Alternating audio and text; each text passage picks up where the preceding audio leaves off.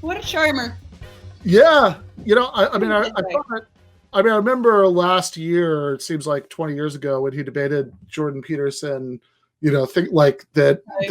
The best take on this I saw was from this Canadian journalist Mark Clifton, who in his article about this was like, he wasn't doing what a lot of leftists wanted him to do. So people were very frustrated by it. They wanted him to like rhetorically own and destroy, They Jordan. wanted a West Wing episode. Yeah. Where President Bartlett gives the storied speech and the Republicans are just stunned into silence, Zizek is not President Bartlett.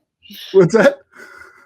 Zizek is not President Bartlett. No, not whatsoever. He's a very gracious and thoughtful person, enough so that he will talk to Jordan Peterson as he meanders on and doesn't know what he's talking about. Yeah. And also, I think too, the weird thing about that moment was like, you already have an idea of what you believe. This event is for like 15-year-old boys who no one will talk to because they're stinky and annoying, but who have to hear and who benefit from hearing ideas actually debated. There is a value to that. And it's like, oh, that's juvenile. It's like, yeah, well, there are these people called juveniles. Yeah, juvenile from juvenile things. Yeah, and I think that he correctly saw that like most people who like buy Jordan Peterson's books or give money online or whatever are not hardened reactionaries. They're just confused dudes. I considered, and I said this openly, and for a long time, like a lot of my male friends really disagreed with me. I'm like, the ascendancy of Jordan Peterson is a good sign. Because insofar as alienated, young, downwardly mobile, formerly middle-class men need many fathers or else they, become mass shooters, I think him and Joe Rogan are some of the better ones. God knows it was pretty dark there for a while in the kind of like, incel world. And the kind of like major voices that I think a lot of young men had to turn to were really menacing. And Peterson is just kind of like a scoldy, whiny, silly dad. But I think what a lot of sort of progressive men resented about it was he's like, if you want a girlfriend, you have to clean your room. And they're like, I'm like, you don't care that he's sexist. You care that he's telling you to clean your room. That part he's right about. And no woman I know was as mortified by Jordan Peterson as a lot of the, my beloved fail son friends. Opposing him would be is somehow a progressive male feminist bona fides rather than kind of passing the buck on adulthood. Yeah. And, Joe Rogan is actually like, he's all over the place. I mean, I don't think he can be accused of having. Most people are politically idiosyncratic. And if you can't deal with that, you've decided, most of the world is going to hell and is a bad person. Yeah, because most people, they have political impulses, they have political reactions to things, but and they have experiences that probably don't look anything like yours. So it makes sense that they probably wouldn't come to the exact same conclusion you did because you have a fucking minor in women's studies. Right. Plus, just like most people have jobs and families and lives, and they have all these things to do. Being in politics is a weird thing. It's a weird thing to dedicate time to, particularly because, the ultimate, galaxy brain of being a political thinker is realizing that, one, it is niche, and two, the people who ignore politics are technically correct because they're like, I'm not going to influence this. Right. Actually, we're the weirdos who were like, maybe this time, which is like, the definition of insanity. Yeah, no, absolutely. And look, at least Joe Rogan, it's an eclectic mix. There's some reactionary stuff in there, but at least he supports Medicare for all. He's very like, I remember actually back in January, right? It was just before the Iowa caucus when he endorsed Bernie. I wrote an article about this with Michael Brooks for Jacobin, and we said that just about, and I think this actually does take us back to hashtag activism, how insane it is that there were people, and I know a lot of this was like ginned up by supporters of other campaigns or whatever, but some of it was organic, that there were all these people who were outraged. If it wasn't organic, if you're that easy to gin up, if you're that much of a fucking sucker, come on, wise up. Yeah. Got you right where they want you. Yeah, totally. And that, like, that's such a weird way to look at the world. Oh, this guy who agrees with us about some things and doesn't agree with us about other things is supporting our candidate, and he likes that the candidate likes that he's being supported by him. This is a problem. Something must be done. Yeah. It's like also like learn to count, motherfucker. I don't know how big you think the left is, but we can't carry an election.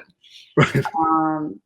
Well, more than that, I think I think it is worth pointing out that, yes, it was largely ginned up by bad actors. There are a few actual hysterics out there, but I think the majority of like kind of leftists who kind of like hemmed and hawed a little bit. And I think people like, well, I don't support what Joe, and it's like, don't even equivocate. Like, just say, who fucking cares? Like, he's a nice guy with a huge audience and some good ideas and some bad ideas. And this is good for our project. And you know what? It's good for him. Like, it's good that he's doing this. How come it doesn't work both ways? How is it that he is going to pollute the left, all 12 of us, with his reactionary ideology, and not he's learning and developing more, nuanced politics? Yeah, I mean, which part of that, not to Zizek, but yeah. But I think you saw the baseline of moral insecurity that undergirds the kind of the base of what should be at least a nascent, ostensible, one day left political movement. Now, we are not getting anywhere if all of those people are so morally insecure that when someone says, well, Joe Rogan said this about this, they're like, well, I don't know. You should say, fuck you, I know what you're doing. And I am not falling for it. You need to be able to point out the people that are on your side and not on your side, or you'll fall for it every time. And that's the problem I see is, it like moral insecurity, a refusal to break with the sort of institutions that are inherently against, like a Bernie Sanders type program, a refusal to recognize them as, or an inability, not a refusal, to recognize them as the enemy, as a competing ideology, because all the concessions you give to them just sucks the air out of the room. We're not going to get new people on board if his supporters are milquetoast too. And plus, it rots your soul. You cannot sit on the fence forever. You'll get splinters in your ass. Yeah, fair enough. And I think that this whole idea that it's like, instead of just saying, oh, good, likable guy, ginormous audience, like whatever. Instead ginormous audience of non-voters. Right. That's the most important part. Yeah, for sure. That if instead of that, right, like people are really concerned with this, like, is Joe Rogan good or bad question? Then they're not concerned about politics. If they're concerned with that, they're not concerned about healthcare. Yeah, that it's like it's almost as if like politics is about figuring out whether Joe Rogan is going to heaven or hell, rather than what would be useful or not useful to try to get healthcare, or to try to rebuild the labor movement, to try to. I mean, it's a cliche. Like, the right looks for converts, the left looks for apostates. Kind of true. But it is kind of true, and that is a thing that happens, I think, particularly when the left is on its back. We're on our back and like 6 feet under. Yeah, because like you were saying earlier that like we've almost lost the cultural memory of what winning could even look like. Yeah, and it seems like I mean, look, I love Noam Chomsky, but I think it is telling that, like friend bad Daniel Bessner always points out, that if you read Chomsky, there's never a point where he's like, okay, well, if a socialist government took power in the United States, how would it handle, whatever I'm talking about now. Right. And it's reasonable that he's not including that especially considering when he was coming up, that just would have seemed like saying, okay, well, when I ascend to the, throne of the Galactic Emperor or whatever, here's what I'll do. When I am king, yeah. Yeah. It would just be silly.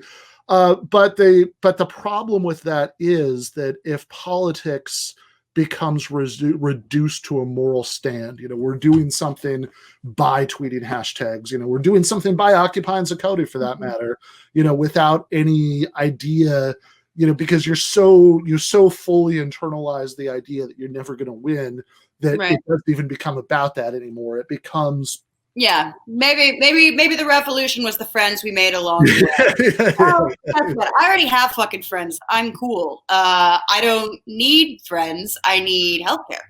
And I think most people who haven't been brain poisoned by like online fucking political culture also have friends in real life and would in fact prefer healthcare to this weird parasocial community that is actually very kind of nasty and backbiting, which is again a result of the fact that we don't have any power, so we have nothing to do but perform vicious HR mediations and purges within the ranks of the skinny, meek ranks of something that isn't even a party or an organization.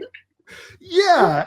How much of that do you think is like I don't think it reduces entirely to this. I think there are other things going on, but I mean, how much do you think that is just a result of so many leftists, even if they're downwardly mobile, having been socialized into this kind of professional managerial class idea that you have, that like you get ahead by like climbing up hierarchies in this cutthroat way, and then this sort of transfer. Yeah, I mean, I think that's sort of a chicken and egg thing. I think actually the decline of, I think it is PMC ideology that makes people into nasty shitheads that are always trying to get each other fired. However, I think their PMC ideology and the kind of cutthroat competitiveness is a result of, like Aaron Reich's The Fear of Falling. Like, these are people who did not experience the comfortable PMC life of the post-war boom. That entire kind of market sector has gone away. Those jobs are fewer and fewer. They're shittier and shittier. And now it's, the white-collar work, most white-collar work is pretty indistinguishable from what you might used to call a shit job in terms of security, in terms of pay, in terms of benefits, in terms of how shitty your boss can treat you. The difference is, I think, with working class culture and working class, I mean, I hate the phrase working class culture, but I mean, the ideology that is sort of produced politically by, working for a wage and not having paid, an entry fee, which we know college tuition, to get that job. I think the difference is that if you work a shit job and didn't go to college, you didn't expect it to not be a shit job. So I think the downwardly mobile PMC who have fallen are still sort of reeling from the shock. So it's much more difficult for them to sort of form solidarity around like, oh, look, this is all shitty. In their mind, because it's such an isolating kind of workforce, I think, in their mind, it's like they're the one that's getting screwed over, and they're the ones who's like uniquely sort of been denied what they were promised, as a little kid when their parents bought them a sweatshirt from Harvard or whatever, and that's obviously like being declassed is more traumatizing, I think, than consistent.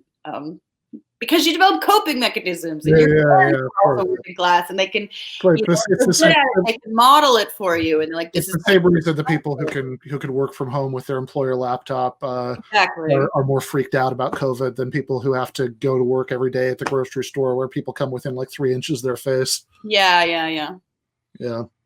Yeah, at the very least, regardless of their concern and their panic and their genuine, understandable fear of catching the disease, they have a sense of, well, this is my job, and also, hey, stoicism is a virtue, and that's definitely been lost among the PMC, which is why hysteria is essentially social currency. Like, the more scared and screaming and damaged and freaked out you are, the better your wounded bird act, the more capital you have in these kind of like completely socially mediated interactions. They're the nastiest fucking people. I do not envy them. Fair enough. No real friends, no real just like colleagues. Oof. Yeah, that's one of those terms, colleagues. It's like it's creepy, like in a weird way, right? I mean, obviously, all the terms that that like corporations develop to describe their most like beamed down subservient labor force, like associates and stuff, that's creepy in one way, but like colleagues is creepy in a completely different way, because it just seems like what's like what are you like as a human being if you just like say that without like irony, or you just oh yeah, no, that's my colleague. I taught intro to essay writing at NYU, which is one of the few places that allows someone without an advanced degree to teach something, because they're like, hey, what if you learned writing from writers? I said I wanted my title to, because they're like, you're not a doctor, but like professor doesn't necessarily mean the degree, and I'm like, I would like to be known as an essay writing sandwich artist. That's my title. Like, if I could pick it. Fair enough. Well, this has been essay writing sandwich artist Amber Lee Frost, explaining why if you want to do politics, you should log the fuck off and not confuse what happens on Twitter with politics, which is something that we could go on about for a very long time, but I would get depressed. So thank you so much for coming, Amber. Yeah, thank you for having me on.